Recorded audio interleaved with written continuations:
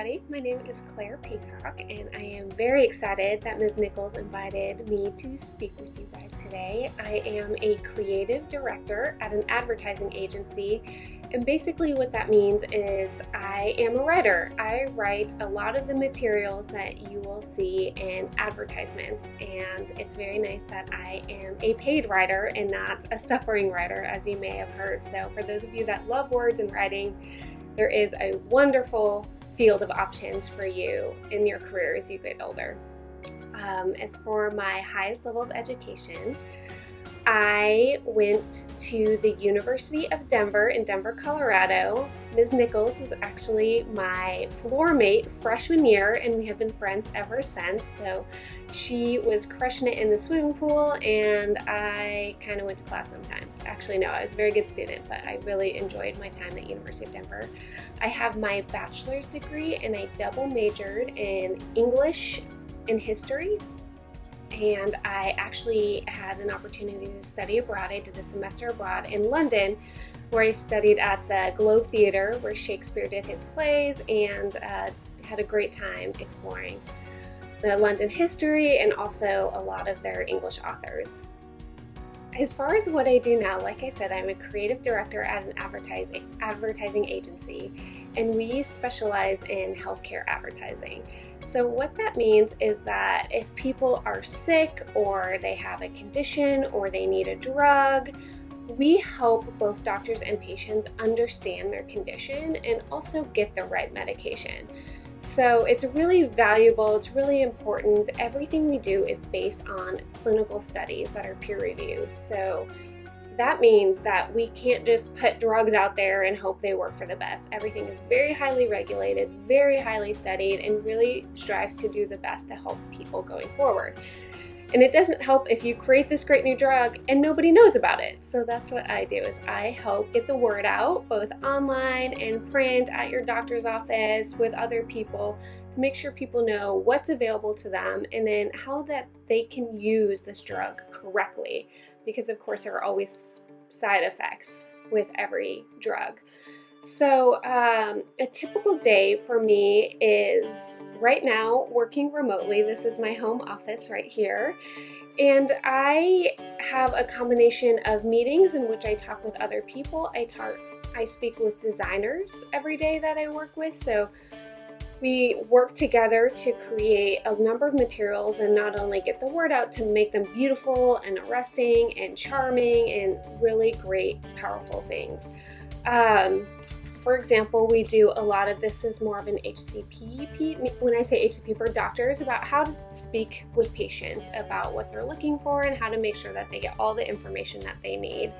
Another cool thing that we have created is we call this a welcome kit, where if someone has a new system, they have all of the information that they need in this great little magnetized kit. So I worked with our art director to create really cool printed things like this. We also do websites, brochures you see in offices, all that good stuff, commercials, social media, Instagram posts, Instagram stories, TikTok videos, all that great stuff.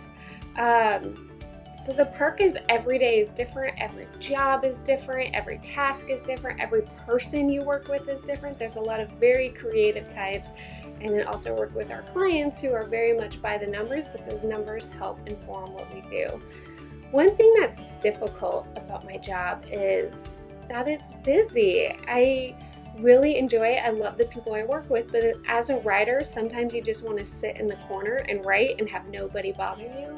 But we're actually in meetings, we're communicating all day, every day, and that communication is paramount to doing the best possible work. So both a positive and a negative. I love the people I work with, but sometimes you just want to sit in a quiet corner and write away. How I organize my day. So my day is very much filled with meetings, like I said, so that's a lot of it. But I also use a very old school, it's not old school, it's a beautiful planner, but I use a planner every day where, I don't know if you can see here, but I have a to-do list, notes that I take, and then I cross them out as I get them done. So every day I write down what I need to do, how I need to accomplish it, what the day looks like. This helps me a lot. I also take a lot of notes. I have a 5-subject spiral bound notebook that I use to take notes in every day while I'm on the phone, while I'm typing, while I'm talking to people. And this is very, very important. I think just the act of writing something down helps me remember it. And then if I don't remember it, I can still go back and look at my notes. So note taking is very important for organizing my day. I also organize my day based on deliverables, is what we call them. So every day we have stepping stones for each project. And so we want to make sure that we hit those deadlines closely. So let's say we have this brochure that's due in a month and a half. What we do is we set them up into small stepping stones, or small deliverables as we call them. So we make sure that first we write everything that needs to be there, and then we share it with the designer, and then the designer does everything, and then we share it with the client, and then we also share it with the company, and they make sure to review and approve it. So we don't go from a blank document to this. There are a lot of little hidden steps that go through, and they're all very important, and they're all sectioned out so that we make sure that we hit every single step, we don't miss anything, and we still hit that final delivery date. So that's very important, and we work with what we call project managers every day to help make sure that we have everything we need to be able to hit all of those various steps. So again, super collaborative, super great people, but we make sure that it's not just some big overwhelming project, that we make sure that we break it down to little steps that are all very trackable and achievable. Some of my personal strengths. Actually, the previous question is, how did I get to where I am now? My background story is, it's a very different. I grew up, I always knew I loved reading and writing. I always thought I wanted to be in publishing. So after college, I worked at an academic publisher for a couple years, and it was very enjoyable. I did like it, but I realized it actually wasn't for me. I grew up thinking that I definitely wanted to be in publishing. Definitely, there was no question about it. And I did it for a couple years, and I was like, maybe this isn't my future. So I fully recommend trying everything. Don't be afraid to try something. Don't be afraid that if you try something you don't like it, like, you still learn something. So try it, don't hesitate, now you know. So after I worked in publishing, what I did, that was back in Colorado, I moved to Chicago, and I got a job at an advertising agency. I was an executive assistant. So if any of you have seen Mad Men, I was Peggy from Mad Men. I didn't know what an agency was. I didn't know anything about what I was doing. I just worked there as an assistant. I observed everything. I spoke with a lot of the creative directors. And really what happened is they saw that I could write an email. They saw that I had good writing skills. And so they moved me over to the creative team as an assistant writer. And I worked with really great mentors who taught me the ropes, taught me how to write better, taught me how to write for different audiences, and also for different tools and tactics.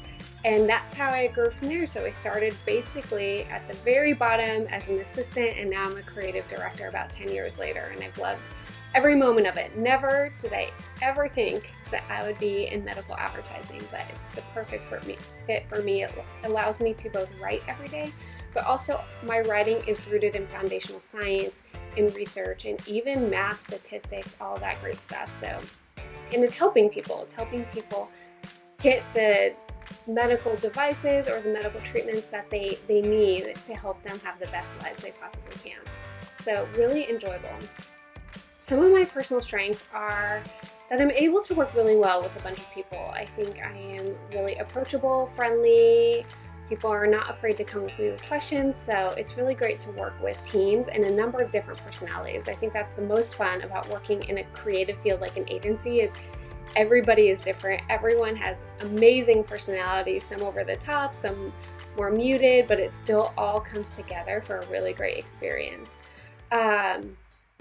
One of my weaknesses, I think, is also being in a creative industry. I actually very much like my lists, I like my steps, and sometimes when you're creative, you have to think outside of the box. You have to come up with crazy headlines, crazy ideas, super fun stuff, which sounds easy, but sometimes it's very hard because it also has to be on strategy, on brand, all that good stuff. So sometimes what's hard for me is to put away my lists, put away my deliverables, and be like, what's like the funnest, craziest, great idea, great headline that I can put out there. So that's always a challenge, and a fun one at that, but definitely a challenge for me. An obstacle that I overcame. So in a previous position, I had been there for a number of years. I had hit all the steps for a promotion and they did not offer the promotion to me. And so we came back with like, hey, let's revisit this in 6 months. I was able to actually get another job offer from a different company, and I went to that company. And since then, the previous company who did not give me the promotion has asked me back multiple times.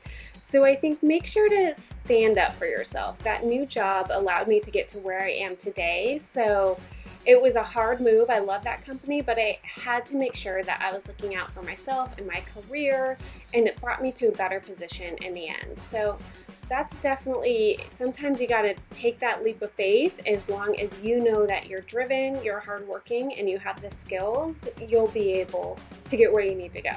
So it doesn't land on your doorstep and you have to work for it, but that's definitely an obstacle, but it worked out in the long run.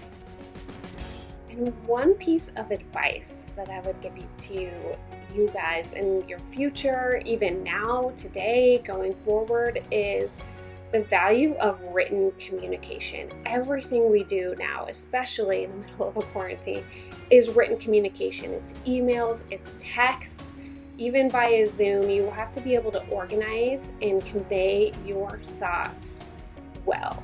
And email, very much so. If you get an email or text from someone and it's just all over the place, you have no idea what they're saying, there's an instant belief that that person does not have it put together. And maybe you do, maybe your thoughts are very, very solid, but if you don't convey them in a way that's just as strong as your thinking, it's not going to benefit you. So proofread your emails, proofread your text messages. I'm not kidding, do it.